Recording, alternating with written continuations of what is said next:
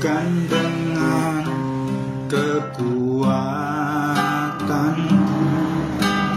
ku dapat jalani hidupku tanpa Tuhan yang di sampingku. Ku tak mampu sendiri, Engkaulah kuatku yang menopangku. Ku pandang wajah-Mu dan berseru, pertolongan datang dari-Mu. Peganglah tanganku, jangan lepaskan, Kaulah harapan dalam hidupku. Ku pandang wajah-Mu dan berseru, pertolongan datang dari-Mu. Peganglah tanganku, jangan lepaskan, Kaulah harapan dalam hidupku. Kaulah harapan dalam hidupku.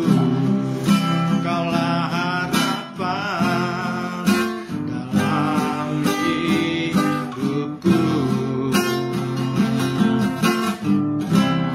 Benar Tuhan, Engkau yang kami andalkan selalu di dalam kehidupan kami.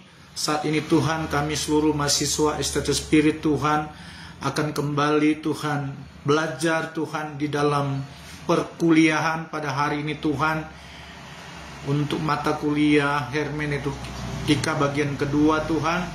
Biar Tuhan mengurapi hamba-Mu yang akan mengajarkan mata kuliah ini, dan semua mahasiswa yang mengikuti perkuliahan ini Tuhan, Engkau beri hikmat bagi seluruh mahasiswa agar mereka memahami, mengerti akan penjelasan dari mata kuliah hermeneutika 2 ini yang akan diajarkan pada saat ini Tuhan. Dan Tuhan, Engkau yang berkarya dari awal sampai akhir, biar Tuhan berikan signal yang terbaik supaya semua seluruh mahasiswa yang akan mengikuti perkuliahan ini Tuhan dapat mengikuti dengan baik Tuhan, tanpa ada gangguan signal Tuhan. Dalam nama Tuhan Yesus Kristus, kami akan mulai perkuliahan ini dalam nama Tuhan Yesus. Haleluya. Amin.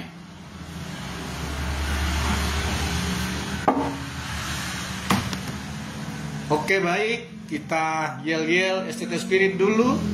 Spirit go, bertumbuh, berbuah, menuai. Puji Tuhan, hari ini kita akan masuk dalam perkuliahan hermeneutika bagian kedua. Ini adalah bagian kedua, ini adalah eksegesa, dari mata kuliah eksegesa atau ilmu tafsiran. Bagian yang kedua yang bisa diikuti oleh S1 maupun program S2, sarjana, pasca sarjana. Dan untuk pertama-tama saya akan menjelaskan tentang istilah eksegesa. Jadi dari kata eksegesa itu berasal dari kata Yunani exegeomai, dalam bentuk dasarnya yang berarti membawa keluar atau mengeluarkan. Jadi apabila dikenakan pada tulisan-tulisan, kata tersebut berarti membaca atau menggali arti dari tulisan-tulisan itu. Jadi setiap kita membaca Alkitab, ketika kita mendengarkan akan Alkitab atau firman Tuhan yang kita dengar, maka kita akan mulai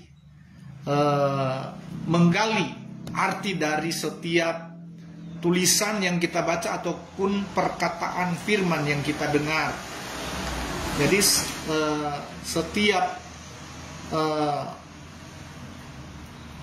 hamba-hamba Tuhan yang membaca Alkitab, seiring dengan dia membaca Alkitab, pada saat itu juga dia mulai menggali pengertian daripada firman yang dia baca. Demikian pada waktu dia dengar firman Tuhan yang disampaikan oleh hamba Tuhan yang lain, dia mulai menggali atau dia mulai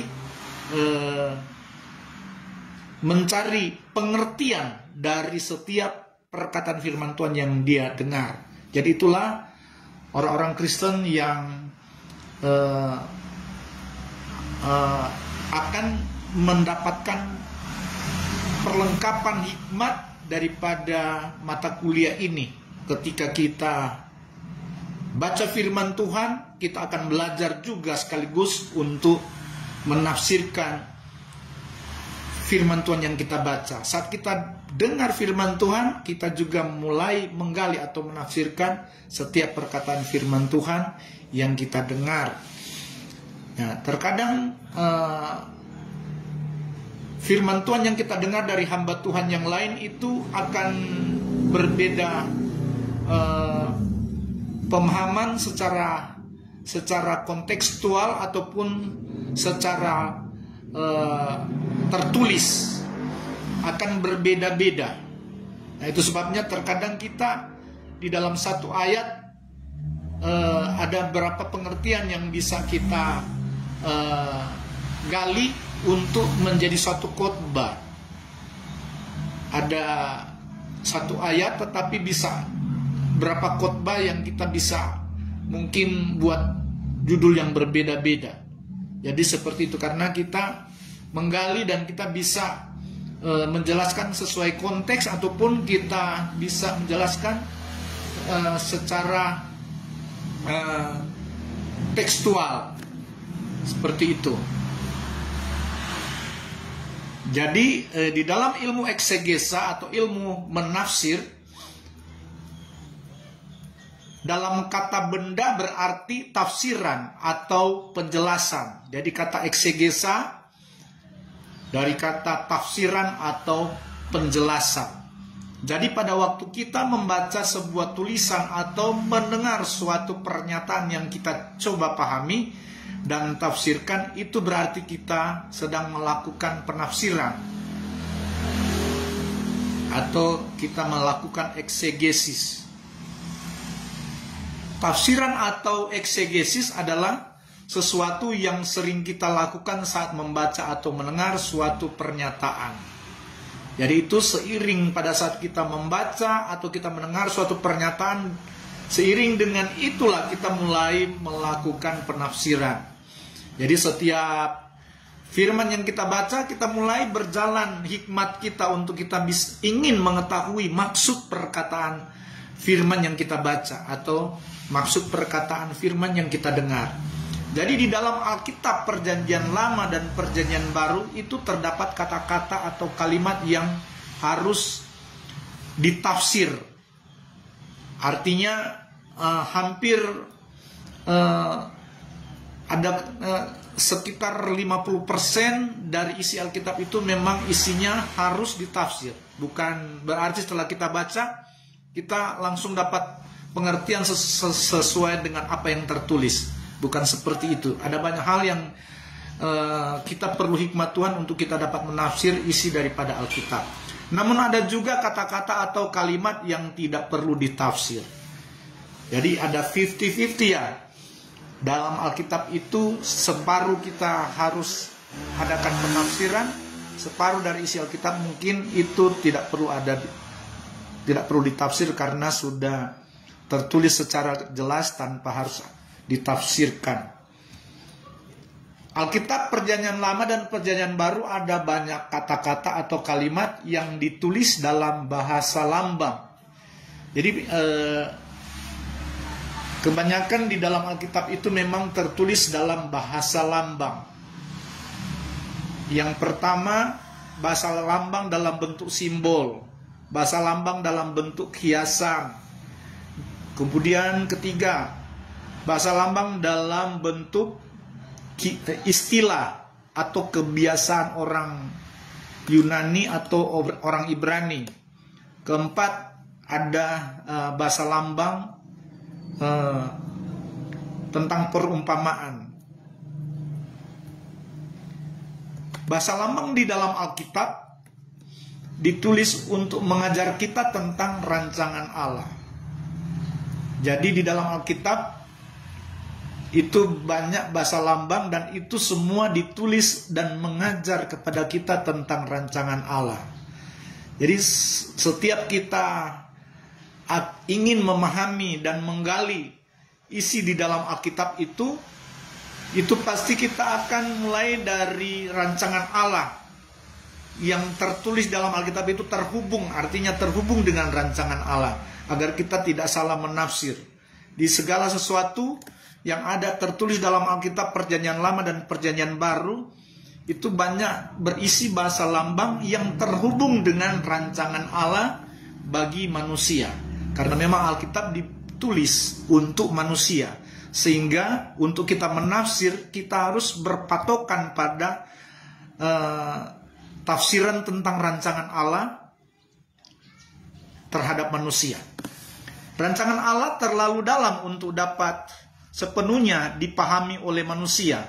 Allah berfirman dengan bahasa sederhana atau bahasa lambang agar kita lebih mudah melihat kebenaran rohani dari rancangannya.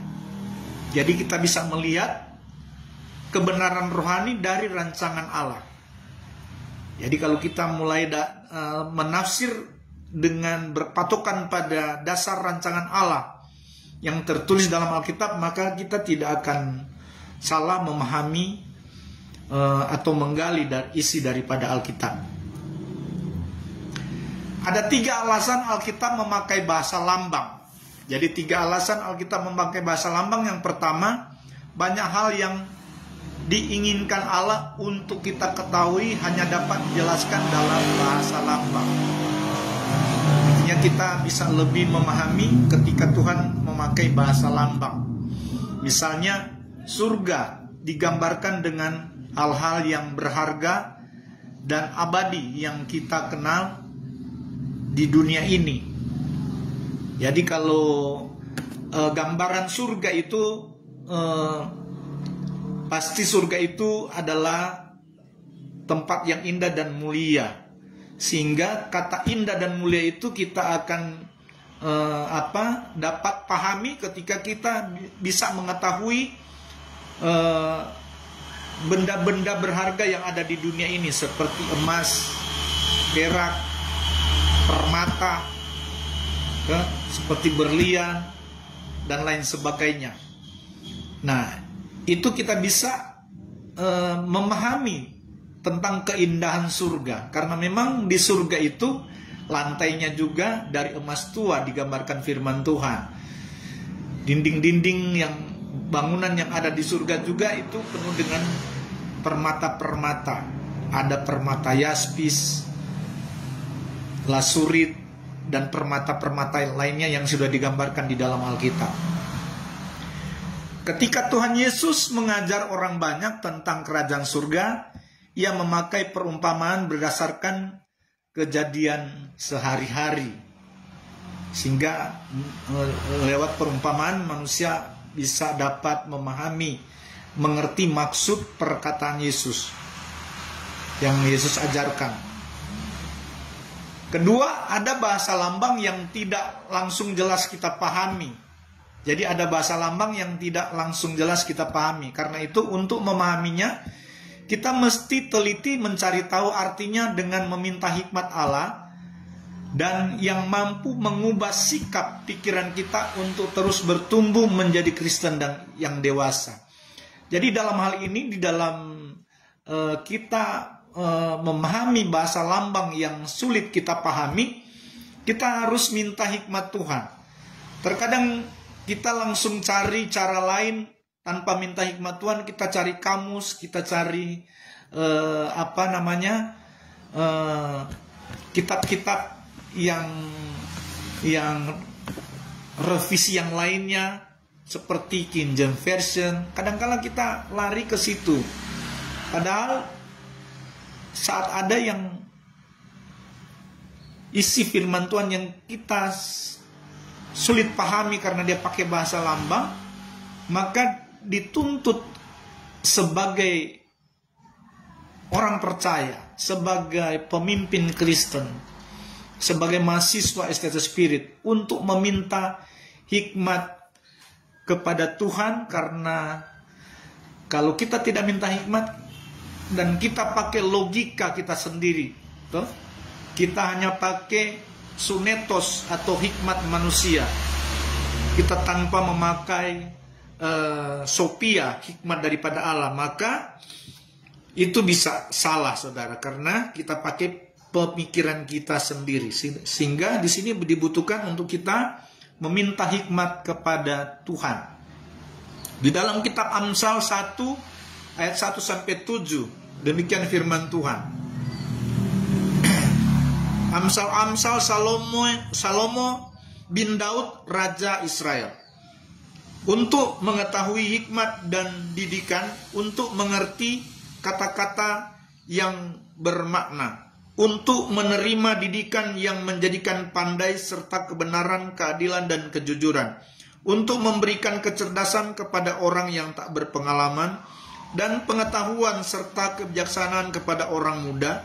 Baiklah orang bijak mendengar dan menambah ilmu, dan baiklah orang yang berpengertian memperoleh bahan pertimbangan, untuk mengerti amsal dan ibarat, perkataan dan teka-teki orang bijak. Ayat 7, takut akan Tuhan adalah permulaan pengetahuan, tetapi orang bodoh menghina hikmat dan didikan. Jadi di sini kita dituntut untuk minta hikmat kepada Tuhan supaya kita dapat memahami ayat firman Tuhan yang kita tidak dapat pahami dengan bahasa lambang yang tertulis dalam Alkitab. Jadi hikmat itu penting, karena dari hikmat Tuhanlah yang akan menjadikan kita pandai, menjadikan kita bijaksana. Seperti Salomo ketika dia ditanya Tuhan apa yang dia inginkan di dalam kehidupannya, dia hanya minta hikmat. Dia minta hikmat, kebijaksanaan daripada Tuhan, dan dari hikmat itulah justru dia mendapatkan banyak berkat. Jadi hikmat ini penting, kita minta kepada Tuhan tanpa harus kita mengandalkan hikmat manusia. Jangan kita langsung cari kamus, kita langsung cari kitab-kitab yang lain, justru kita tidak mendapatkan pemahaman yang sesuai dengan maksud firman Tuhan. Itu sebabnya untuk mengerti bahasa lambang di dalam Alkitab perlu minta hikmat kepada Tuhan. Kita tinggal minta Tuhan berikan aku pengertian untuk aku dapat mengerti firman yang sedang saya baca saat ini. Nah, Roh Kudus itulah yang akan menolong kita untuk memberikan pengertian, sehingga kita akan dibukakan rahasia yang belum terungkap karena Alkitab menulis dengan bahasa lambang. Yang ketiga, bahasa lambang dapat menyembunyikan atau menyingkapkan kebenaran. Jadi bahasa lambang dia bisa menyingkapkan kebenaran, dan dia bisa juga menyembunyikan akan kebenaran. Nah, itu sebabnya supaya kebenaran yang tersembunyi itu menjadi rahasia dari kebenaran itu sendiri, maka kita harus mengungkap rahasia kebenaran itu. Kita harus mengungkap dengan cara tadi, minta hikmat kepada Tuhan. Karena Tuhan yang akan menyingkapkan kepada kita. Kalau kita yang mencari dengan logika kita sendiri, maka mungkin akan tersingkap, tetapi itu tidak sesuai dengan maksud firman Tuhan itu sendiri. Nah, itu sebabnya harus minta hikmat daripada Tuhan. Takut akan Tuhan adalah permulaan pengetahuan. Artinya, saudara, takut akan Tuhan, kita harus mengandalkan Tuhan. Kita harus jangan andalkan kekuatan kita sendiri. Artinya takut akan Tuhan, kita harus mengandalkan kekuatan atau hikmat daripada Tuhan. Jangan kita andalkan hikmat kita sendiri. Haleluya. Kemudian bagian A, bahasa lambang menyembunyikan kebenaran dari orang yang bebal atau sombong. Nah, kalau orang bebal, orang sombong, kadang-kadang orang sombong ini dia justru ingin menguasai firman. Bukan firman yang kuasai dia ingin menguasai firman. Dan orang bebal biasanya dia tidak mau diajarkan kebenaran. Dia mau apa yang dia sampaikan atau apa yang dia dapatkan itu yang benar.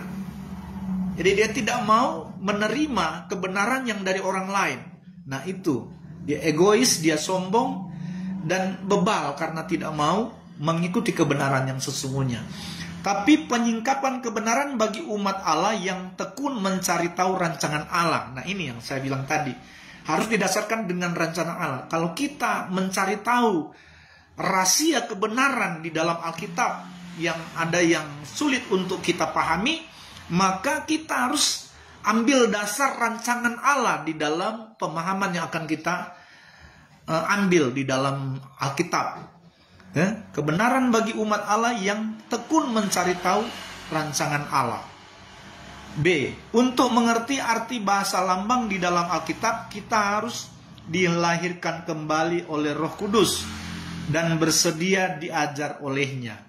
Kembali, sumber segala hikmat itu dari Roh Kudus yang memberikan pengertian, pengetahuan kepada kita.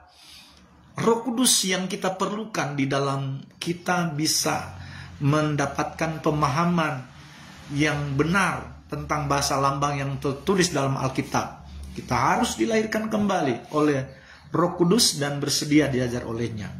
Lahir kembali oleh Roh Kudus artinya kita harus masuk di dalam rancangan Allah di dalam hidup kita. Masuk dalam rancangan Allah melalui kehendak Kristus. Rancangan Allah itu adalah kehendak Kristus. Rancangan Allah Bapa adalah kehendak Kristus. Jadi ketika kita tahu kehendak Kristus apa, rancangan Allah itu apa, Roh Kudus yang akan mengajar kita, membukakan rahasia bagi kita untuk kita dapat mengerti setiap perkataan-perkataan firman. Meskipun itu sulit untuk kita singkapkan dengan logika kita, tetapi dengan kuasa Roh Kudus dia akan singkapkan kebenaran yang sesungguhnya. Di sini ada banyak ayat seperti Yesaya 6 ayat 9 sampai 10. Saya akan baca berapa ayat ya. Yesaya 6 ayat 9 sampai 10. Yesaya pasal 6 ayat 9 sampai 10. Kemudian firman-Nya, pergilah dan katakanlah kepada bangsa ini, dengarlah sungguh-sungguh tetapi mengerti jangan, lihatlah sungguh-sungguh tetapi menanggap jangan. Ayat 10, buatlah hati bangsa ini keras dan buatlah telinganya berat mendengar dan buatlah matanya melekat tertutup supaya jangan mereka melihat dengan matanya dan mendengar dengan telinganya dan mengerti dengan hatinya lalu berbalik dan menjadi sembuh. Jadi terkadang ini Tuhan yang melakukan sesuatu kepada orang yang bebal sehingga dia tidak dapat mengerti kebenaran firman yang dia baca atau dia dengar. Jadi Tuhan yang melakukan ini. Jadi itu sebabnya kalau kita orang yang ingin mengerti kebenaran firman Tuhan, Tuhan bicara dengan bahasa lambang. Nah, untuk kita memahami rahasia yang tertulis dalam Alkitab, maka kita harus mengandalkan Roh Kudus. Dan setiap pernyataan firman Tuhan itu kita harus hubungkan dengan rancangan Allah di dalam kehidupan kita.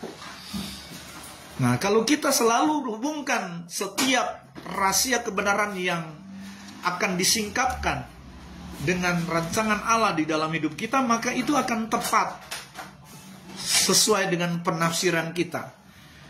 Jadi pada setiap firman yang kita baca, kalau ada rahasia yang ingin kita kaji, Hubungkanlah itu dengan rancangan Allah di dalam kehidupan kita. Nah, itu akan tepat. Dan kita lihat berikutnya, ada beberapa jenis bahasa lambang di dalam Alkitab dengan istilah yang berbeda-beda. Yang pertama, metonimia. Metonimia adalah subjek yang diungkapkan melalui sesuatu yang berkaitan dengan subjek itu sendiri. Misalnya ubanan dikaitkan dengan orang yang lanjut usia, melambangkan orang tua.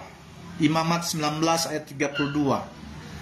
Serban kerajaan atau tongkat kerajaan melambangkan kekuasaan.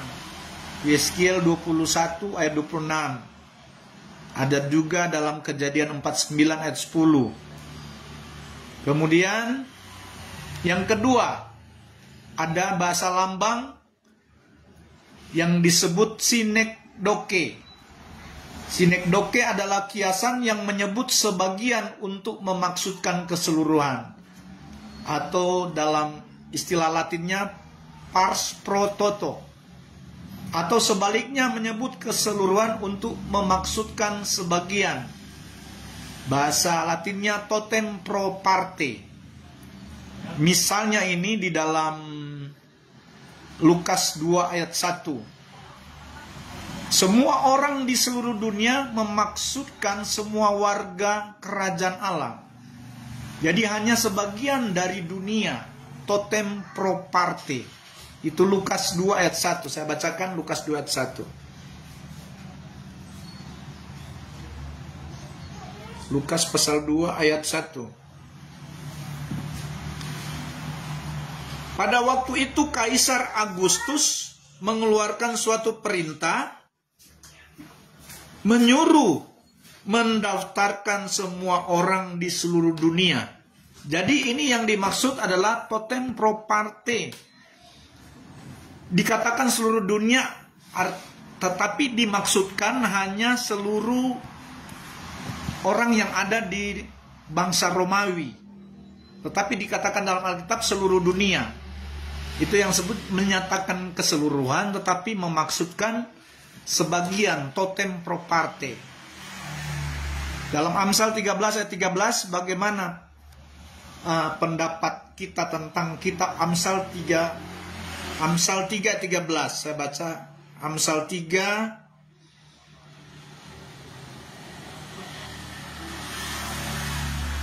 ayat 13.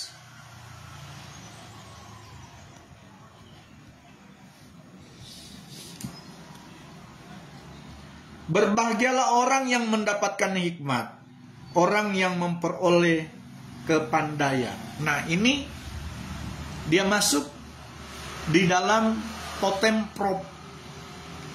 pro parte atau pars pro toto. Berbahagialah orang yang mendapatkan hikmat, orang yang memperoleh kepandaian. Jadi dikatakan berbahagialah orang. Dia hanya menyatakan sebagian, tetapi memaksudkan keseluruhan. Berbahagialah orang yang mendapatkan hikmat. Itu dia hanya menunjuk kepada sebagian. Tetapi dikatakan yang bagian B, orang yang memperoleh kepandaian. Menyangkut keseluruhan orang yang memperoleh kepandaian.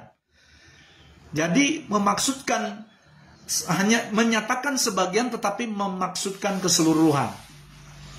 Jadi ini yang dimaksud.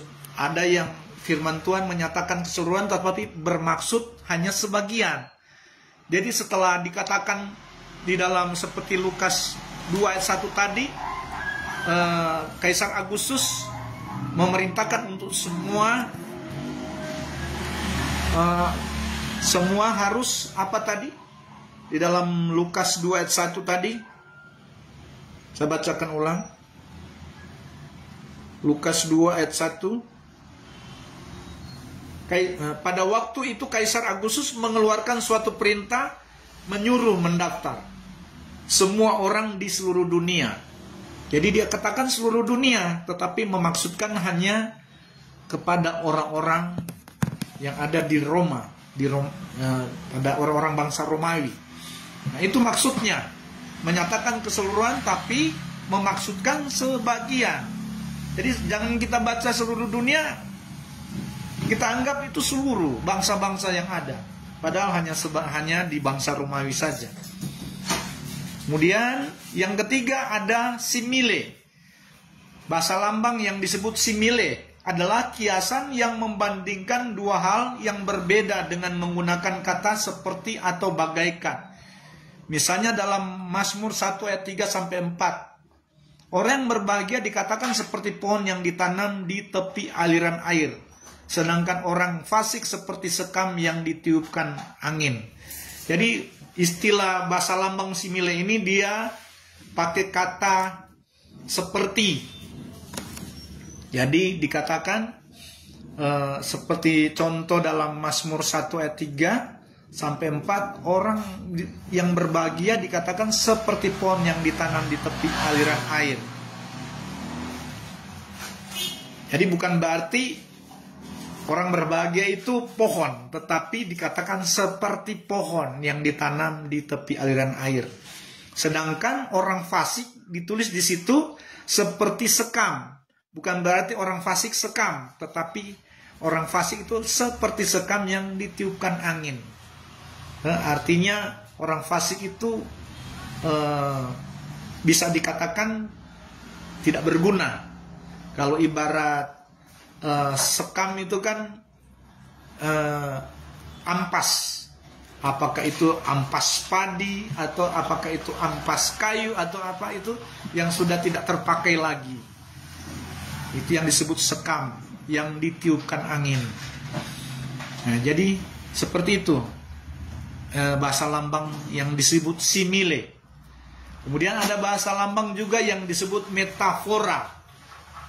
Juga sejenis perbandingan tetapi tanpa menggunakan kata seperti atau bagaikan, melainkan menyebut sesuatu yang lain dengan memakai kata adalah. Jadi kalau tadi simile dia pakai kata seperti, kalau metafora ada istilah adalah. Jadi kalau kita baca satu kalimat di dalam ayat Alkitab, kemudian ada kata adalah, nah itu metafora. Misalnya contoh, Tuhan adalah gembalaku dalam Mazmur 23 ayat 1. Nah itu metafora.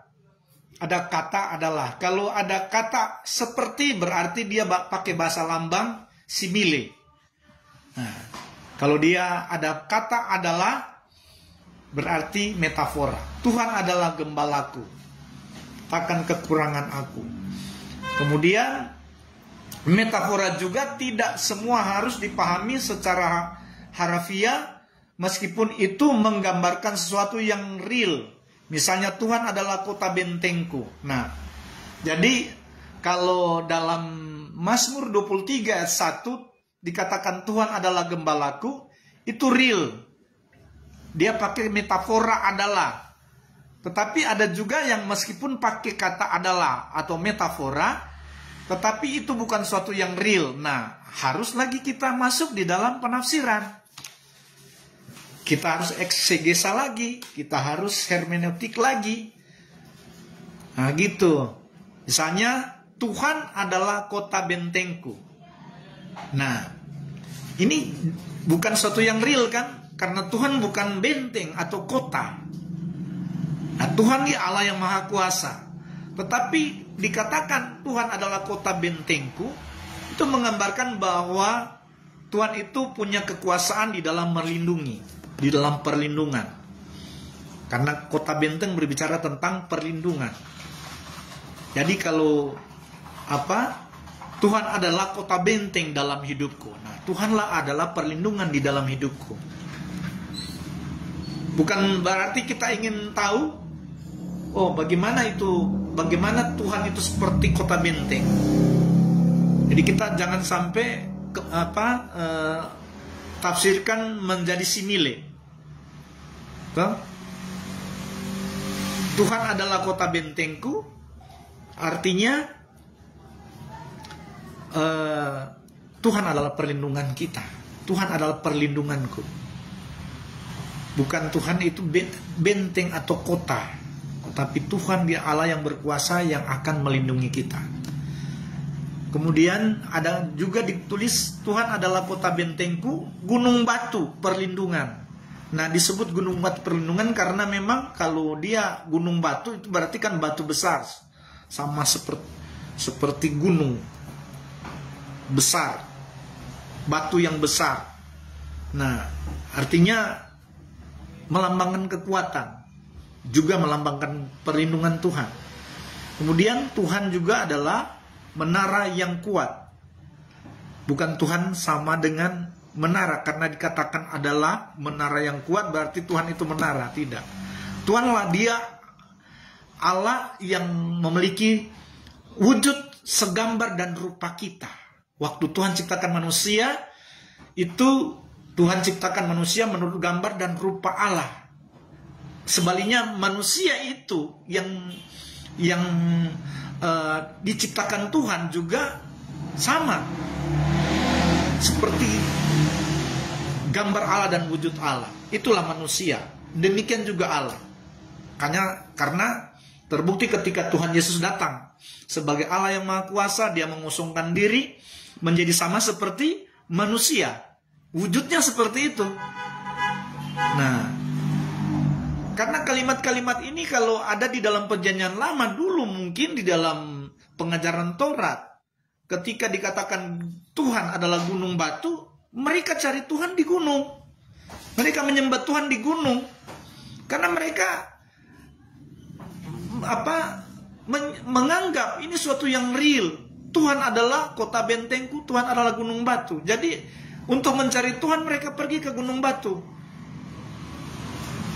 Masih banyak juga orang yang masih menyembah batu-batu sekarang.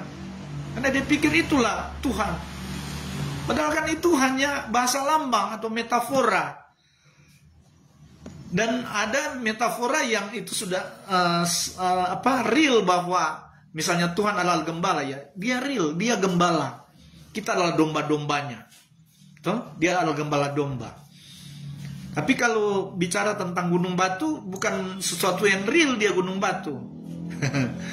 Jadi metafora dia, tetapi bukan berarti kita tafsirkan secara real. Tetapi Tuhan itu wujudnya bukan seperti wujud gunung atau batu, atau seperti sebuah benteng atau sebuah menara. Tidak. Tuhan tetap wujudnya sama seperti manusia. Gambar dan wujud Allah sama seperti manusia. Itulah wujud Allah yang sudah dia nyatakan waktu dia datang ke dalam dunia pertama kali. Seperti itu wujud Tuhan Yesus, Allah kita. Kemudian kelima, bahasa lambang juga disebut lambang atau benda biasa yang memiliki arti tertentu. Misalnya pelangi, lambang kasih setia Allah. Jadi kalau bicara pelangi itu lambang tentang kasih setia Allah. Ada yang menafsirkan pelangi karena dia ada 7 warna, dan dalam satu lingkaran yang penuh dengan keindahan, maka dianggap itu satu kesatuan, memiliki arti satu kesatuan. Tetapi sebenarnya pelangi lambang kasih setia Allah. Itu sebabnya supaya tidak salah kita harus tafsirkan sesuai dengan rancangan Allah. Pelangi, kita bisa melihat ini lambang kasih setia. Kenapa? Karena ketika pelangi itu muncul, kan Tuhan berjanji bahwa dia tidak lagi menghukum manusia nanti dengan air bah. Itulah janji setia Tuhan. Kasih setia Tuhan kepada manusia. Itu bagian daripada rancangan Tuhan. Karena Allah itu Allah yang penuh dengan kasih setia di dalam hidup kita. Meskipun manusia terkadang tidak setia, tetapi Allah tetap setia dalam memegang janjinya, dalam memegang rancangannya untuk kehidupan manusia. Kemudian ada tanduk. Ada tanduk, lambang kekuatan atau kuasa. Situ dalam Mazmur 75 ayat 11, Mazmur 132 ayat 17, 1 Samuel 2 ayat 1 itu bicara tentang tanduk sebagai lambang kekuatan atau kuasa. Kemudian Semua mimpi dan penglihatan yang tertulis dalam Alkitab memuat banyak lambang. Kitab Wahyu penuh dengan bahasa lambang bermakna rohani. Di dalam kitab Wahyu banyak sekali bahasa lambang yang bermakna rohani. Di Wahyu juga termasuk banyak ada lambang-lambang tentang hal surga yang ditulis dalam Alkitab itu seperti permata-permata yang berkilau-kilauan. Kemudian keenam, bahasa lambang tipe. Bahasa lambang tipe ini orang atau benda sebagai gambaran nyata dari sesuatu atau seseorang yang akan muncul kelak. Seperti gambaran sesuatu di dalam nubuat. Jadi kalau bicara tipe itu terhubung lagi dengan nubuat. Nah, nubuat itu juga rancangan Allah yang akan terjadi. Rancangan Allah yang akan terjadi di dalam kehidupan manusia. Nah, jadi itu tipe orang atau benda sebagai gambaran nyata dari sesuatu atau seseorang yang akan muncul kelak, seperti gambaran suatu dalam nubuat. Misalnya, air bah Nuh adalah tipe dari baptisan Kristen. Jadi memang air bah yang terjadi pada waktu zaman Nuh itu adalah tipe, bahasa lambang tipe dari baptisan Kristen. Kemudian tipe dari kematian dan kebangkitan Kristus. Itu bicara tentang air bah, baptisan Kristen, atau tipe kematian dan kebangkitan. Nah, Melkisedek adalah tipe Kristus sesuai dengan Ibrani 7. Nah, siapa Melkisedek ini dalam Ibrani 7? Saya akan bacakan Ibrani 7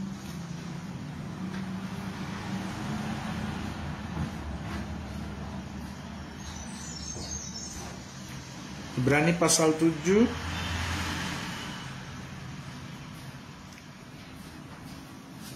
Kristus dan Melkisedek. Sebab Melkisedek adalah Raja Salem dan imam Allah yang maha tinggi. Ia pergi menyongsong Abraham ketika Abraham kembali dari mengalahkan raja-raja dan memberkati dia. Jadi di sini saudara, kalau kita baca tentang Melkisedek di sini, kenapa disebut sebagai tipe Kristus? Karena disebut dia adalah Raja Salem. Yesus kan itu Raja Shalom. Nah, makanya Melkisedek tipe Kristus. Kemudian Melkisedek juga disebut imam Allah yang maha tinggi. Itu juga julukan bagi Yesus, imam Allah yang maha tinggi. Kemudian Melkisedek ini juga dia seorang yang tidak berbapa, tidak beribu. Jadi ini gambaran Kristus, sama seperti Kristus, dia tidak berbapa, tidak beribu. Dia akan datang ke dalam dunia hanya mengosongkan diri, meminjam rahim daripada perawan Maria. Bukan Maria itu ibu sesungguhnya. Dia hanya dikandung oleh Roh Kudus. Nah, Roh Kudus jadi bukan ada bapa secara jasmania. Bapaknya juga bukan Yusuf. Jadi Yesus itu memang tidak berbapa, tidak beribu. Seperti Melkisedek ditulis dalam Alkitab, dia tidak berbapa, tidak beribu. Itulah tipe daripada Kristus, Melkisedek. Nah, itu sebabnya kita perlu tahu bahwa Yesus Kristus ini yang datang ke dalam dunia, dia adalah Tuhan dan Allah kita. Bukan berarti dia datang ke dalam dunia cuma jadi manusia, kemudian dia hanya manusia. Tidak. Dia Allah yang jadi manusia, yang mengosongkan dirinya menjadi sama seperti manusia. Dalam sejarah perjalanan umat Israel ke tanah Kanaan adalah tipe pengalaman Kristen. Jadi waktu bangsa Israel keluar dari tanah Mesir menuju pada tanah Kanaan, dituntun oleh Roh Tuhan, tiang awan dan tiang api. Kalau tiang awan pada waktu mereka berjalan di panas terik, di padang gurun, ada tiang awan yang menaungi mereka. Itulah gambaran Roh Kudus atau Kristus sendiri yang menaungi mereka. Kemudian kalau malam, karena dingin, Tuhan naungi dengan tiang api. Itulah juga Roh Kudus yang adalah Kristus sendiri yang menaungi umatnya dalam perjalanan di padang gurun.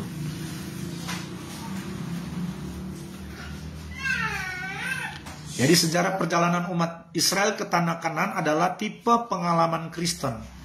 Seperti yang tertulis dalam 1 Korintus 10 ayat 1 sampai 13. Kemah suci dan korban-korban bakaran dalam Keluaran dan Imamat mengandung tipe kehidupan dan kematian Kristus. Jadi kemah suci dan korban-korban bakaran dalam Keluaran dan Imamat itu mengandung tipe kehidupan dan kematian Kristus. Itu korban-korban, penghapus dosa. Itu semua tipe dari rancangan Tuhan yang akhirnya digenapi dalam perjanjian baru. Yesus menebus dosa manusia dengan mengorbankan dirinya. Kalau waktu di kitab Keluaran, kitab Imamat itu tentang korban penghapus dosa, ada lembu jantan, ada domba yang harus dikorbankan, paling burung tekukur yang harus dikorbankan, seperti itu untuk korban penghapus dosa. Itu gambaran atau tipe Kristus yang digenapi di perjanjian baru. Yesus yang menjadi korban sebagai anak domba Allah. Domba yang tak bercacat celah. Kemudian yang ketujuh, masih di bahasa lambang.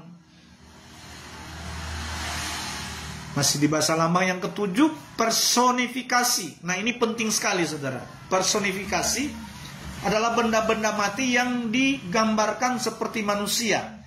Misalnya, biarlah sungai-sungai bertepuk tangan dan gunung-gunung bersorak-sorai bersama-sama. Mazmur 98 ayat 8.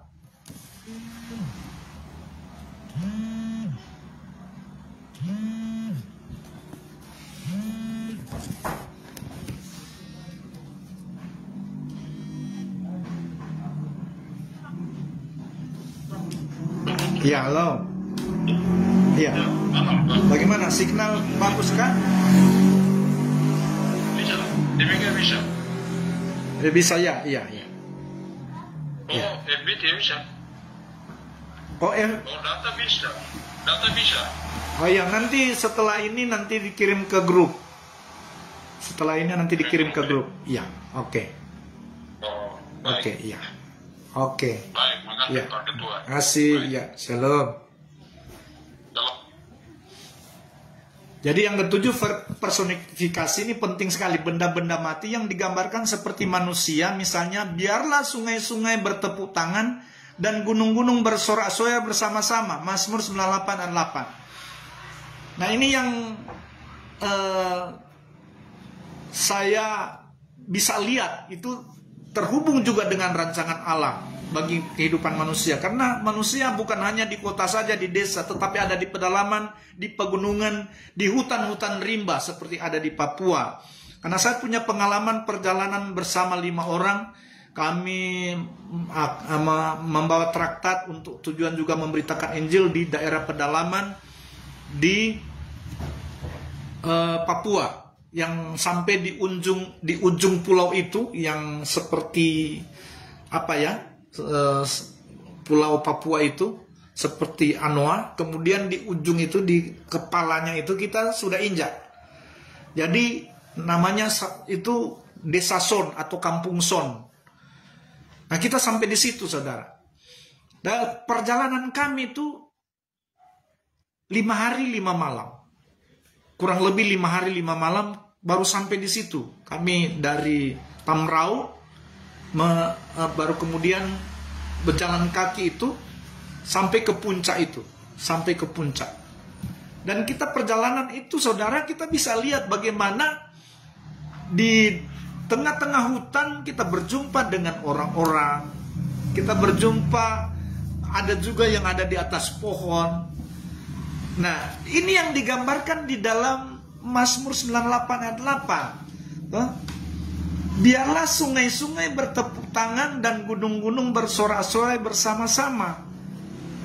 Di gunung-gunung, di bukit-bukit, di sini menunjuk pada personifikasi. Ada manusia-manusia, ada personil manusia yang tinggal di sana. Tuhan itu ternyata bukan hanya menjangkau kota, desa, yang perkampungan, tetapi sampai di pelosok, sampai di pedalaman, sampai di hutan-hutan rimba pun. Ternyata karena ada manusia di situ, ada personil manusia, digambarkan biarlah sungai-sungai bertepuk tangan. Artinya biarlah mereka yang tinggal, yang ada di sungai-sungai. Di sungai-sungai kami ketemu orang-orang juga yang sedang mandi, sedang cuci baju, orang-orang pedalaman. Di pohon, ada yang tinggal di pohon. Nah, dikatakan biarlah sungai-sungai bertepuk tangan dan gunung-gunung bersorak-sorai bersama-sama. Ada juga di dalam ayat-ayat yang lain, biar pohon-pohon pun bertepuk tangan memuji Dia. Nah, ini menunjuk pada personil manusia yang ada di dalam, yang harus kita layani, yang harus kita beritakan Injil agar mereka mengenal Tuhan, Allah mereka, dan mereka mau memuji Tuhan. Kami lakukan perjalanan itu sambil kami melakukan ibadah-ibadah. Ketika kami beristirahat, kami adakan berdoa, menyampaikan Yesus sebagai Tuhan dan Raja atas semua manusia. Karena di Kampung Son yang kami akhirnya tempat di mana kami tuju itu, mereka menyembah raja yang ada di hutan. Mereka tidak kenal raja itu. Nah, itu sebabnya ketika kami masuk, kami perkenalkan raja di atas segala raja, itu Yesus, yang harus mereka sembah. Nah, itu yang kita ajarkan. Ternyata gambaran di dalam Mazmur ini tentang gunung-gunung bersorak-sorai dan sungai-sungai, pohon-pohon, itu menunjuk pada manusia yang ada di dalamnya. Haleluya. Misalnya contoh Mazmur 65 ayat 13. Saya baca lagi Mazmur 65 ayat 13. Mazmur 65 ayat 13.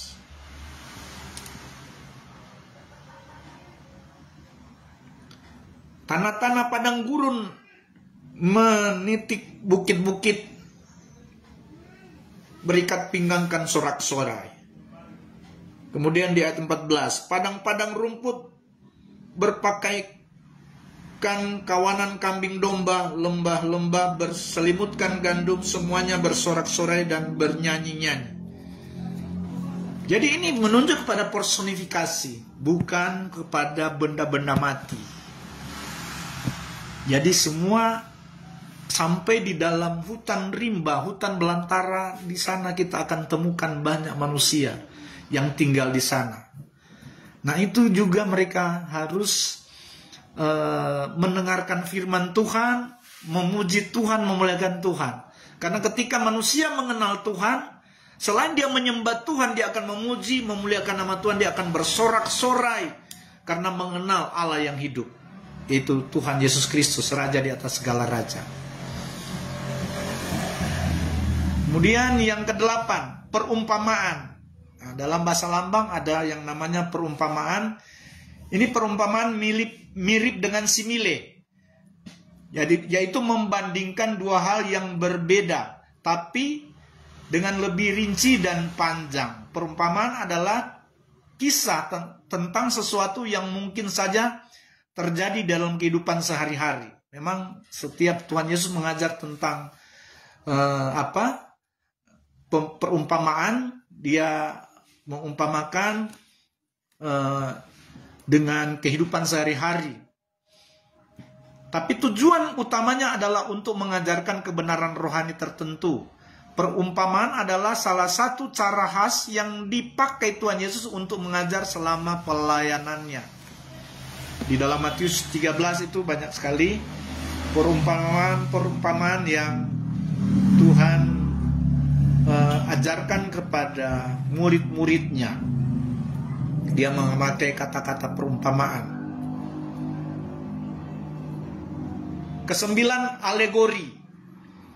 Alegori adalah metafora yang diperluas. Alegori dipakai untuk mengibaratkan sesuatu sebagai sesuatu yang lain, tapi lebih rinci dan panjang daripada metafora.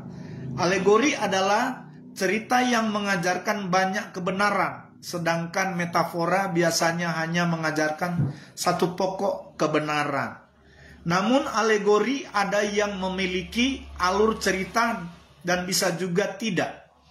Ada cerita satu perikop, ada yang sebagian perikop.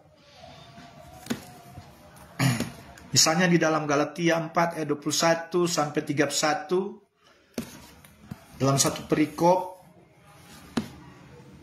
ada yang, jadi dalam hal ini dalam Mazmur, ada dalam Mazmur 8 ayat 8 sampai 15, itu ada satu perikop. Namun di dalam perikop ini, kalau kita ingin menafsirkan Alkitab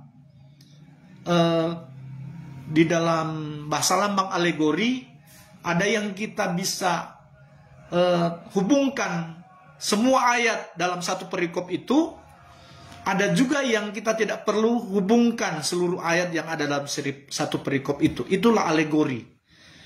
Jadi sama saya punya banyak pengalaman di dalam menggali kebenaran firman Tuhan. Kalau saya baca dalam satu perikop, ternyata ada beberapa ayat yang tidak perlu saya kaitkan di dalam pembahasan firman Tuhan. Saya tidak ambil ayat itu. Saya tidak ambil untuk menjadi bagian di dalam pembahasan. Nah, itu alegori. Karena ada cerita dalam perikop itu, ada juga yang semua berhubungan. Ada juga dalam satu perikop sebagian tidak berhubungan. Itu maksudnya. Jadi kita harus mengambil penafsiran tentang cerita di dalam satu perikop itu sesuai dengan konteks. Kalau dia tidak masuk di dalam konteks dalam perikop itu, kita bisa tidak perlu ambil. Jadi hanya sebagian, berarti kita tidak ambil keseluruhan daripada ayat dalam satu perikop itu. Ada banyak sekali satu perikop, dalam kisah-kisah satu perikop, tapi kebanyakan kalau kita misalnya dalam satu perikop kemudian ada judul yang akan kita ambil untuk kita tarik menjadi satu cerita di dalam khotbah. Kita ambil tema. Nah, kemudian karena misalnya tema tentang hikmat, namun ada ayat-ayat tertentu di dalam satu perikop itu tidak bicara tentang hikmat, maka yang kita ambil hanya ayat-ayat yang berbicara tentang hikmat. Itu maksudnya. Itulah alegori. Kita seperti itu. Kita bisa mengerti, memahami cerita di dalam Alkitab, dan kita pahami secara alegori. Jangan kita ada ayat yang tidak terhubung, kita mau berusaha ini bagaimana ya dihubungkan. Kita mau coba-coba hubungkan. Padahal itu tidak perlu kita coba untuk hubungkan, karena ada yang memang terhubung secara jelas dalam satu perikop, ada yang tidak terhubung, ada ayat-ayat tertentu yang tidak terhubung. Kemudian mengenali bahasa lambang. Kita masuk di bab kedua, mengenali bahasa lambang. Meneliti apakah firman Tuhan, yang pertama ini. Meneliti apakah firman Tuhan yang tertulis harus dipahami secara harfiah atau secara bahasa lambang. Jadi ada yang bisa ditafsir atau kita bisa pahami secara tertulis, secara harfiah. Oh, ini tidak perlu ditafsir. Ya, seperti itu. Di dalam kita mengenali bahasa lambang, ada yang kita harus tafsir, ada yang kita tidak perlu tafsirkan. Yang kedua, jika secara harfiah memakai bahasa lambang, maka harus ada eksegesis atau mengartikannya. Misalnya bahasa lambang tentang daging dan darah Kristus. Tentang daging dan darah Kristus.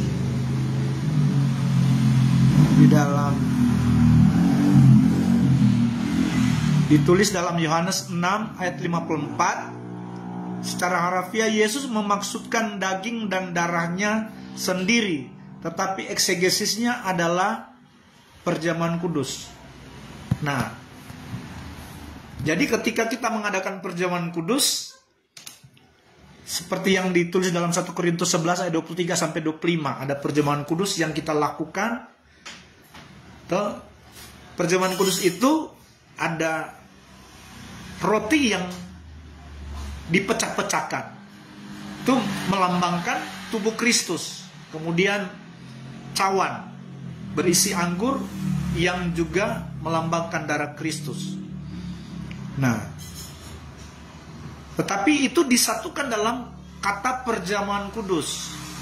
Jadi pada saat kita bicara tentang daging dan darah Kristus, kita akan bicara tentang perjamuan kudus. Tubuh dan darah Kristus. Tujuan apa perjamuan kudus? Supaya kita bisa kembali mengingat atau memperingati pengorbanan Kristus lewat kematiannya. Namun di dalam pengorbanannya itu ada kuasa di mana oleh bilur-bilurnya, tubuhnya yang tercabik-cabik itu membuat orang yang sakit disembuhkan.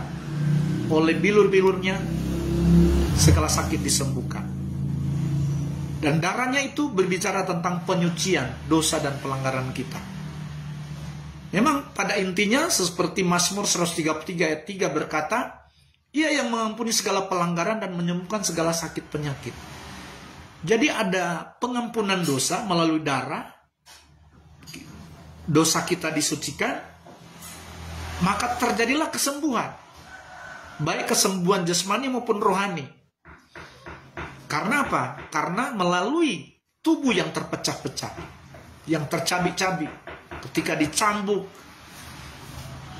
tubuhnya hancur, tercabik-cabik. Dan itu justru yang akan menjadi mujizat bagi orang percaya. Oleh bilur-bilurnya segala sakit disembuhkan. Nah, dan itu juga sudah dinubuatkan di dalam kitab Yesaya pasal 53. Nah, jadi kita harus meneliti apakah firman Tuhan yang tertulis dipahami secara harfiah atau secara bahasa lambang. Kemudian yang ketiga, jangan menafsir kejadian-kejadian real sebagai lambang. Jadi kalau kejadian-kejadian real yang tertulis dalam Alkitab, jangan kita tafsir. Itu akan jadi salah kalau kita tafsir. Misalnya tentang kelahiran Yesus, atau mujizat-mujizat kematian Yesus, kebangkitan Yesus, dan kemudian kenaikan Yesus Kristus, itu tidak bisa ditafsir. Kelahiran Yesus, kemudian mujizat-mujizat yang lakukan, kematian Yesus, karena itu bukan rekayasa semua. Semua memang terjadi real, nyata. Dia lahir, dia melakukan banyak mujizat, itu real. Kemudian dia mati, tebus dosa manusia, real. Dia bangkit, itu real, nyata. Dan bahkan dia naik, disaksikan 500 pasang mata, Yesus naik ke surga. Itu real semua. Jangan ditafsir. Jangan kenaikan Yesus ditafsir seperti, oh Yesus ada naik UFO, atau ada, ini saya dengar ada hamba Tuhan yang bicara tentang, oh hal pengangkatan seperti UFO mau terjadi, seperti alien. Aduh, ini bagaimana ini hamba Tuhan sekolah ini kemudian hanya asal-asal untuk menafsir kebenaran. Yesus itu dia naik ke surga, memang naik real tanpa ada alat yang membantu dia naik. dia tidak naik juga Apollo 12. Dia naik memang karena dia roh. Yesus itu adalah roh Allah. Dia adalah Roh Kudus itu. Haleluya. Real, saudara. Jangan ditafsir. Jangan ditafsir jadi salah. Kemudian yang keempat, ada bahasa lambang yang artinya mudah dipahami. Misalnya Matius 5 ayat 13-16 tentang garam dan terang dunia. Nah, ini bahasa lambang yang mudah dipahami. Yesus adalah garam dan terang dunia. Mari kita baca Matius 5 ayat 13.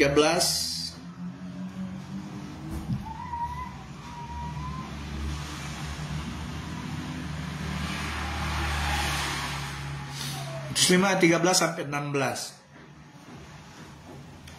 Garam dunia dan terang dunia. Kamu adalah garam dunia. Jika garam itu menjadi tawar, dengan apakah ia diasinkan? Tidak ada lagi gunanya selain dibuang dan diinjak orang. Nah, dikatakan pertama bicara tentang garam. Nah, ini kan garam itu di dalam kehidupan kita sehari-hari itu ada. Apa itu fungsi garam? Apa itu fungsi garam? Kita bisa dengan mudah memahami, oh garam itu bisa mengawetkan misalnya. Kalau kita garami ikan itu dia tidak mudah rusak. Dalam arti rohani berarti kalau kita jadi garam dunia, kita jangan perkataan kita jangan merusakkan orang lain, kehidupan orang lain. Itu maksudnya jadilah garam dunia. Jangan orang sudah jatuh kita bikin lagi dia tertimpa tangga lagi. Dengan perkataan kita tidak jadi garam. Atau orang-orang yang tidak jadi garam itu biasanya dia Carlota, suka fitnah, itu tidak jadi garam. Harusnya kalau ada pun dia lihat orang yang melakukan dosa, dia berdoa, itulah jadi garam. Dia berdoa untuk orang itu. Jangan dia lihat ada orang berdosa kemudian dia langsung cerita ini itu. Ada orang yang tidak berdosa dia fitnah. Nah, dia merusakkan justru, bukan jadi garam malah merusakkan. Tapi kalau jadi garam berarti ada orang bersalah sekalipun, ada orang melakukan dosa sekalipun, dia bawa dalam doa. Dia jadi garam. Dia tidak menjatuhkan, dia tidak apa, tetapi dia mau mengangkat orang itu. Orang yang jatuh dalam dosa dia angkat, jadi garam. Demikian jadi terang. Nah, jadi terang. Nah, kita bisa tahu kalau kita jadi terang berarti terang itu tadinya ada di dalam kegelapan. Ada banyak orang yang hidup masih di dalam kegelapan. Artinya Yesus adalah terang itu kan. Supaya mereka dapat terang, maka kita bicarakan tentang terang itu, yaitu Kristus bagi mereka. Maka itu yang disebut kita jadi terang bagi mereka. Kita memberitakan Kristus kepada mereka. Sehingga terang Kristus menguasai kehidupan mereka. Itulah jadi terang. Inilah bahasa lambang yang mudah kita pahami. Karena itu yang kita lihat di dalam kehidupan kita sehari-hari. Baik garam yang kita sering lihat di dapur kita, di rumah kita, dan terang yang kita alami. Dan kita bisa pahami, oh bagaimana kita bisa mengartikan maksud daripada jadilah garam dan terang dunia. Jadi terang juga bisa jadi dampak bagi orang lewat kehidupan kita. Misalnya perbuatan kita yang baik dilihat orang. Nah, kita jadi terang. Itu berdampak bagi orang lain. Itu menjadi terang. Itu masih lebih mudah. Banyak yang agak sulit, tetapi kalau kita tetap minta hikmat Tuhan, kita akan mengetahui rahasia Allah di dalam Alkitab. Sikap yang tepat di dalam menafsir Alkitab. Sekarang di bagian bab ketiga ini, sikap yang tepat dalam menafsir Alkitab. Pertama, pengenalan kita akan Allah harus benar sehingga kita dapat mengerti bahasa firman-Nya. Jadi kita harus benar-benar untuk sikap yang tepat di dalam menafsir Alkitab, kita mengenal dengan benar siapa Allah kita yang kita sembah. Dan harus berfokus kepada Kristus, Allah yang kita sembah. Allah yang benar. Kalau Allah yang lain, nama yang lain, nah kita sudah salah sasaran. Kita akan salah menafsir maksud perkataan-perkataan firman Tuhan. Karena firman itu adalah Kristus itu sendiri. Firman yang jadi manusia. Yohanes 10 ayat 26 sampai 27. Yohanes 10 ayat 26 sampai 27. Tetapi kamu Kamu tidak percaya karena kamu tidak termasuk domba-dombaku. Domba-dombaku mendengarkan suaraku dan aku mengenal mereka dan mereka mengikut aku. Jadi kita adalah domba-dombanya Kristus, harus benar-benar mengenal Yesus sebagai gembala yang baik di dalam hidup kita. Kita mengenal Dia dan Yesus mengenal kita sebagai domba-dombanya. Mengenal suara. Jadi perkataan-perkataan firman yang Dia sampaikan, ketika kita kenal Yesus, kita mengenal semua rancangan Tuhan di dalam kehidupan kita. Nah, ketika kita mendengarkan firman yang lain atau Injil yang lain, itu akan keluar dari rancangan, pengertian rancangan Tuhan. Karena memang dari Kejadian sampai Wahyu itu berisikan rancangan Tuhan bagi umat manusia. Kalau keluar dari rancangan Tuhan, maka kita akan tersesat di dalam kita memahami kebenaran firman. Itu sebabnya pengenalan kita itu harus benar. Kita harus memang belajar firman Tuhan, berfokus pada Kristus. Karena dari Kejadian sampai Wahyu, itu sebenarnya isi Alkitab itu berbicara tentang Kristus. Jangan sampai kita berjumpa dengan pengajar-pengajar sesat, pengajar guru-guru palsu. Mereka mengajarkan bahwa kalau di Perjanjian Lama itu bukan Injil, itu Taurat. Tidak. Dari Kejadian sampai Wahyu itu berisi rancangan Tuhan bagi umatnya, bagi umat Tuhan. Dan dari Kejadian sampai Wahyu itu berisi tentang Kristus. Itu sebabnya Yesus waktu mengajar kepada orang Yahudi bantah. Orang Yahudi bilang, kami hanya mau mengikuti ajaran Musa. Ajaran yang ditulis oleh Musa. Apa yang Yesus katakan kepada orang Yahudi di dalam Yohanes 5 ayat 46. Yohanes 5 ayat 46. Saya akan bacakan. Yohanes pasal 5 ayat 46. Sebab jikalau kamu percaya kepada Musa, ini Yesus katakan kepada orang-orang Yahudi, tentu kamu akan percaya juga kepadaku. Sebab ia, yaitu Musa, telah menulis tentang aku. Jadi penulis pertama dalam Alkitab yaitu Musa, dia menulis tentang Yesus yang menciptakan langit, bumi, dan segala isinya. Sampai kepada kita manusia. Yesuslah pencipta kita. Yesus bilang, sebab jikalau kamu percaya kepada Musa, tentu kamu akan percaya juga kepadaku, sebab ia atau Musa telah menulis tentang aku. Jadi Musa menulis tentang Yesus sejak Kejadian, Keluaran, Imamat, Bilangan, Ulangan. Musa menulis 5 kitab, yaitu menulis tentang Yesus. Jadi ini yang kita ketahui. Kita harus kenal sampai tingkat kedalaman di mana kita hanya percaya satu Tuhan saja, yaitu Yesus. Satu Allah saja, yaitu Yesus. Bapa yang mulia itu, pencipta langit, bumi, dan segala isinya. Nah, kalau kita sudah kenal Dia, Dialah yang akan membukakan rahasia-rahasia kebenaran. Ingat, Yesus adalah jalan, kebenaran, dan hidup. Dialah kebenaran itu. Melalui kuasa Roh-Nya, yaitu Roh Kudus, yang akan menuntun kita terus dalam kebenaran. Karena kita telah mengenal Dia. Nah, pengenalan itu jangan dianggap remeh. Pengenalan ini penting. Hosea 4 ayat 6 berkata, umatku binasa karena tidak mengenal Allah. Betapa pentingnya kita harus mengenal Allah. Jadi itu sebabnya sikap yang tepat untuk menafsir Alkitab, mengenal dulu siapa Allah kita yang kita sembah. Siapa yang kita bicarakan di dalam hidup kita. Siapa yang kita muliakan di dalam hidup kita. Siapa yang menjadi sesembahan di dalam hidup kita.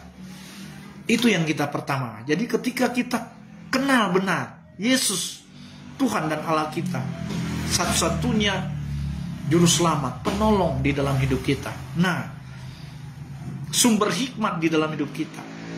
Dan di situ kita akan dibukakan terus rahasia-rahasia kebenaran firman Tuhan. Yang kedua, percaya sepenuhnya pada kitab suci, yaitu Alkitab, sebagai kitab yang diilhamkan Allah sendiri oleh Roh Kudus. Kedua, Alkitab yang kita miliki harus kita percaya sepenuhnya bahwa kitab suci, Alkitab, adalah kitab yang diilhamkan Allah. Allah sendiri yang menulis, manusia sebagai pena daripada Allah. Nah, ini Alkitab kita harus memiliki keyakinan seperti itu, bahwa Alkitab itu isinya firman Tuhan, bukan hanya sebagian firman Tuhan, tetapi Alkitab, Kejadian sampai Wahyu adalah firman Tuhan, ilham dari Roh Kudus sendiri, yaitu kuasa daripada Tuhan Yesus Kristus. Nah, sehingga ketika kita baca Alkitab, kita akan dibukakan rahasia karena kita menghormati kebenaran firman itu. Yang ketiga, sikap yang tepat untuk menafsir Alkitab, kita perlu Roh Kudus untuk meminta hikmat Allah. Hikmat Allah itu dalam bahasa Yunaninya Sophia, dalam memahami firman-Nya, bukan hikmat manusia. Dalam bahasa Yunani itu sunetos, hikmat manusia. Yang kita perlukan hikmat Allah, Sophia. Haleluya. Kita baca 1 Korintus 2 ayat 10 sampai 16.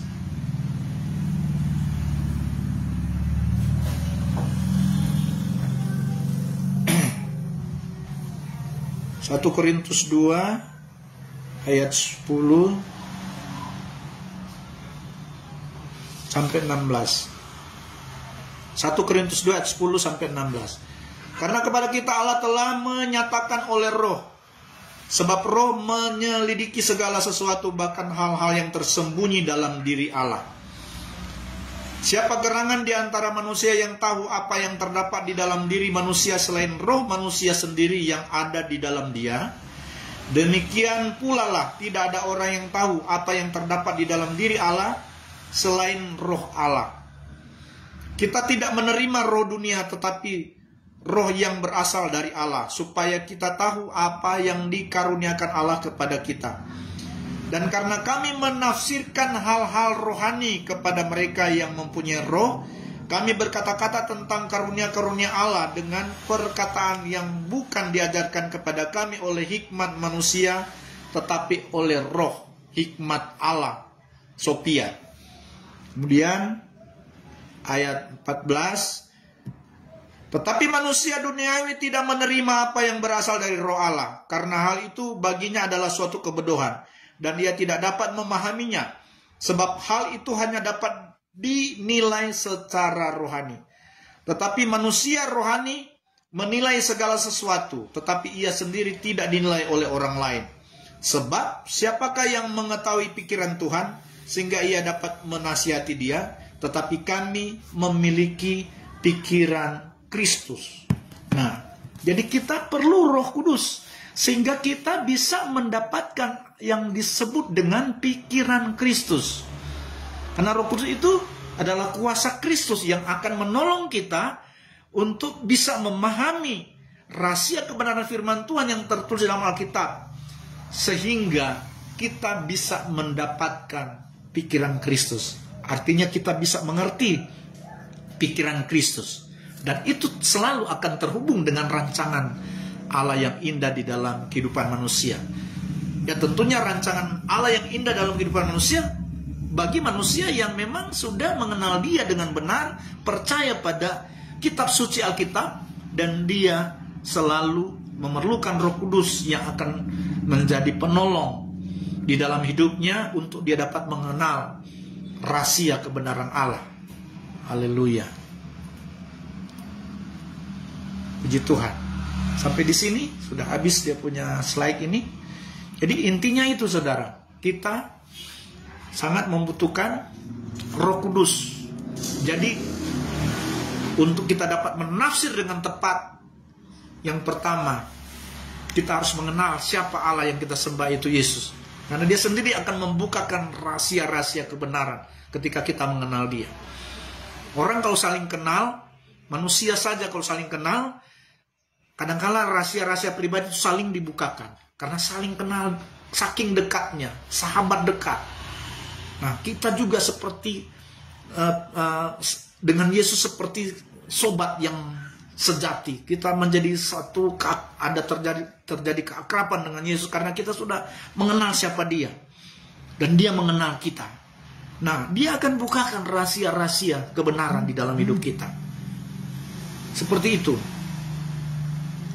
Kemudian setiap perkataan firman Tuhan kita harus percaya bahwa itu perkataan Kristus. Nah, baru dia dibukakan terus. Kita akan dibukakan rahasia itu tanpa ada selubung di dalam pandangan mata iman kita. Tanpa ada selubung. Nah, yang ketiga, kita lagi meminta hikmat dari Tuhan melalui kuasa Roh Kudus-Nya. Dia akan memberikan hikmat bagi kita karena semua yang tertulis dalam Alkitab itu ilham dari Roh Kudus. Sehingga Roh Kudus yang menuntun kita dalam kebenaran, kita mendapatkan hikmat Allah, kita dapat menafsir Alkitab dengan benar, dan kita tidak tersesat dengan apa yang kita pahami di dalam isi Alkitab. Puji Tuhan, biarlah mata kuliah Hermeneutika 2 ini boleh menjadi berkat bagi semua mahasiswa, dan terus belajar, terus dapat mengikuti juga video yang akan nanti saya bagikan di grup, sehingga mahasiswa dapat mengikutinya kembali. Dan kita akan tutup dalam doa. Mari kita berdoa. Terima kasih Tuhan Yesus, kami bersyukur untuk malam ini kami boleh belajar kebenaran firman-Mu Tuhan di dalam mata kuliah Hermeneutika 2 dalam judul eksegesa atau ilmu tafsiran. Tuhan memberkati seluruh mahasiswa ST Spirit. Biar Tuhan berikan hikmat bagi mereka. Mereka diperlengkapi dengan hikmat Tuhan saat mereka mau menafsir firman-Mu. Mereka dapat menafsirkan dengan benar karena rahasia kebenaran Allah akan dibukakan ketika mereka mengenal Engkau dengan benar, percaya pada firman-Mu sebagai ilham dari Roh Kudus sendiri, dan kemudian mereka mengenalkan Engkau dan meminta hikmat di dalam kehidupan mereka untuk mereka selalu akan diperlengkapi dengan Roh Kudus yang akan menjelaskan kebenaran firman-Mu saat mereka membaca bahkan mendengarkan firman-Mu Tuhan. Dalam nama Tuhan Yesus Kristus, berkati terus mahasiswa ST Spirit, hikmat Tuhan mengalir, diperlengkapi terus dengan mata kuliah yang diberikan oleh setiap dosen, dan kewajiban mereka juga Tuhan tolong agar mereka juga dapat membayar cicilan kuliah mereka sampai mereka dapat melunasi biaya kuliah mereka. Akhirnya mereka boleh dapat mengikuti ujian dan wisuda, dan mereka boleh Tuhan menjadi alat Tuhan yang dipakai Tuhan luar biasa, menjadi pemimpin-pemimpin Kristen yang dipakai Tuhan dengan penuh hikmat, kebijaksanaan, dan penuh dengan pengurapan kuasa Allah. Terpuji nama Tuhan Yesus, kami berdoa dan mengucap syukur. Haleluya. Amin. Puji Tuhan. Shalom. Tuhan Yesus memberkati kita semua.